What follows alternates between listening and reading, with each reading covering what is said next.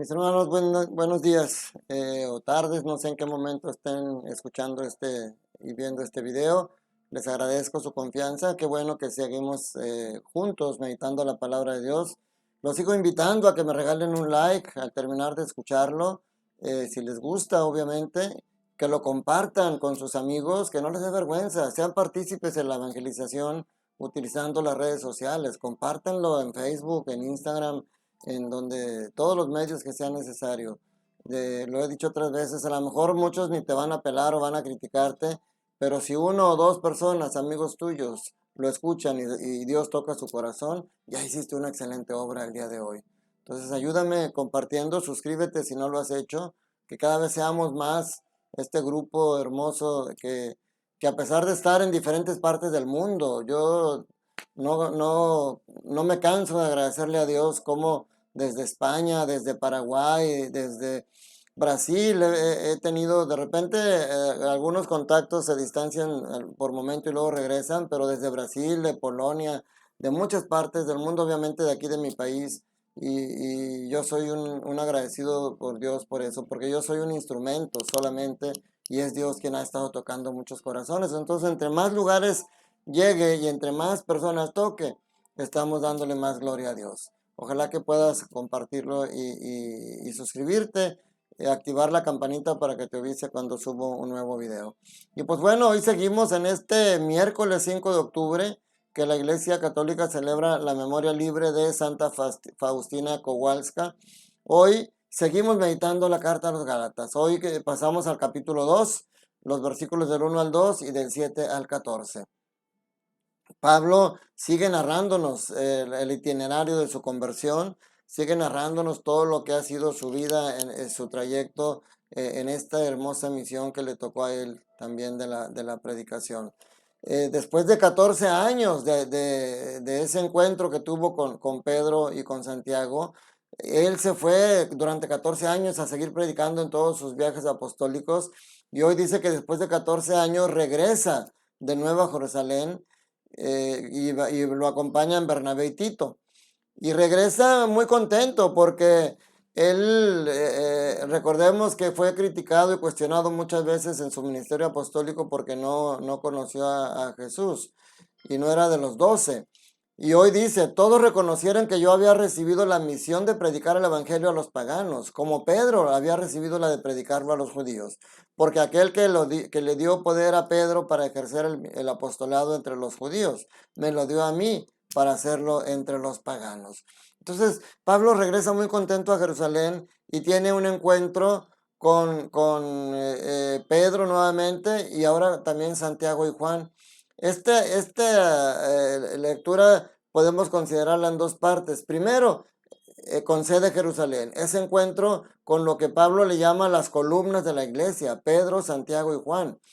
Él tiene ese diálogo con ellos, platica de todo lo que ha hecho y dice que se dieron la mano en señal de perfecta unión y para expresar el acuerdo, dice el acuerdo de que nos dirigiéramos a los paganos y ellos a los judíos.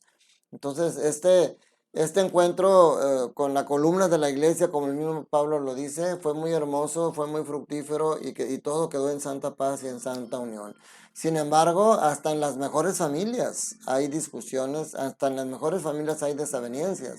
Lo importante es hacerle frente de buena manera. Y si hay alguien que se está portando mal dentro de la familia, hay que hablar con él y decirle de una manera respetuosa, incluso a veces, aunque sea el mismo padre, el mismo papá, le podemos decir, papá, ya no tomes, papá, te estás haciendo daño, mira, papá, estás trabajando demasiado, descansa, dedícanos tiempo a nosotros. En la misma iglesia le podemos decir al sacerdote, oiga, padre, creo que podríamos hacer mejor las cosas de esta manera. O sea, siempre sabiendo utilizar las palabras adecuadas, hay que hablar de las cosas que se están haciendo mal. Si en Jerusalén todo fue bien, dice Pablo que después se fue a Antioquía y allá tuvo una situación diferente.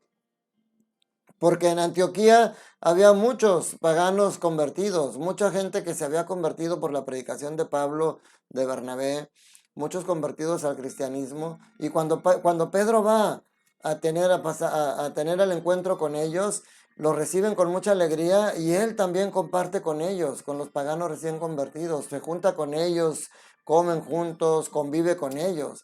Pero cuando llegan, que van de Jerusalén, otros cristianos, ahora sí con la misión de inspectores, van a ver cómo está la situación.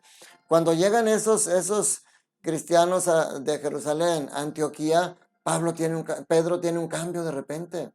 Pedro deja de juntarse con los paganos y entonces empieza solamente a convivir con los judíos, con la gente que recién llegaba. Entonces Pablo ve eso y, y le dice, cuando vi que Pedro no procedía rectamente conforme a la verdad del Evangelio, le dije delante de todos. Fíjense, él fue y lo confronta y le dice, no está bien lo que estás haciendo. Tú eres judío y vives como un pagano porque te rechazas y lo rechazas a ellos. Qué importante, sobre todo porque Pablo deja ver la importancia del testimonio. Dice, Pedro solía comer con los paganos convertidos, pero después empezó a apartarse de ellos por temor a los judíos recién llegados. Los demás judíos convertidos imitaron su ejemplo, tanto que hasta el mismo Bernabé se dejó arrastrar por aquella conducta contradictoria. O sea, qué importante es eso, ser conscientes que con nuestra conducta podemos nosotros arrastrar hacia el mal a otra persona. Y Pablo tuvo la valentía para enfrentar a Pedro y hacerle ver ese error. Pero esa fue una manera en que ambos crecieron. Ya después en Hechos de los Apóstoles nos narra más o menos cómo fue solucionando porque no generó una división entre Pedro y Pablo, no generó tampoco una división entre los cristianos, porque más allá de la relación entre ellos, es Dios mismo, es el Espíritu mismo el que les va iluminando y el que les va dando claridad. Entonces esa es la enseñanza que Pablo nos da hoy en esta primera lectura. Y en el Evangelio de Lucas, capítulo 11, versículos del 1 al 4, Jesús sigue mostrando la importancia de la oración. Primero con su testimonio. Él siempre se ponía a orar y los discípulos los veían orar. Y cuando un discípulo le dice, Señor, enséñanos a orar como Juan nos enseñó a sus discípulos, Jesús les dice, cuando oren, digan. Y entonces les enseña esta hermosa oración del Padre Nuestro. Obviamente la conocemos mucho, la rezamos mucho, aunque no siempre somos conscientes de lo que decimos. El Padre Nuestro hay 3 versiones. Hoy nos presenta la versión de Lucas. Lucas pone 2 peticiones dirigidas a Dios. Santificado sea tu nombre y venga tu reino. En la versión de Mateo añade una más. Hágase tu voluntad. Y luego Lucas pone 3 peticiones para nosotros. Dice, danos hoy nuestro pan de cada día. Perdona nuestras ofensas y no nos dejes caer en la tentación. Mateo agrega una más, líbranos de todo mal. Si vemos aquí, para decirlo tal como está anotado, dice, cuando oren digan, Padre, santificado sea tu nombre, venga tu reino, danos hoy nuestro pan de cada día y perdona nuestras ofensas, puesto que también nosotros perdonamos a todo aquel que nos ofende y no nos dejes caer en la tentación. Si se fijan, tiene diferencias con la de Mateo, pero hay una otra versión, que es la de la Didaché. La Didaché es un escrito de los primeros siglos que incluso se escribió, si mal no recuerdo, antes de los evangelios, y aquí ya se le conoce como la enseñanza de los apóstoles. Y hay una parte donde habla de esta oración en el que la versión de la Didaché es más parecida, casi igual a la versión de Mateo, pero agrega una doxología final que incluso es la que nosotros decimos en las misas. Cuando terminamos de decir el Padre Nuestro, el sacerdote dice, líbralos, dice, Padre nuestro que estás en el cielo, santificado sea tu nombre, venga a nosotros tu reino, hágase tu voluntad en la tierra como en el cielo.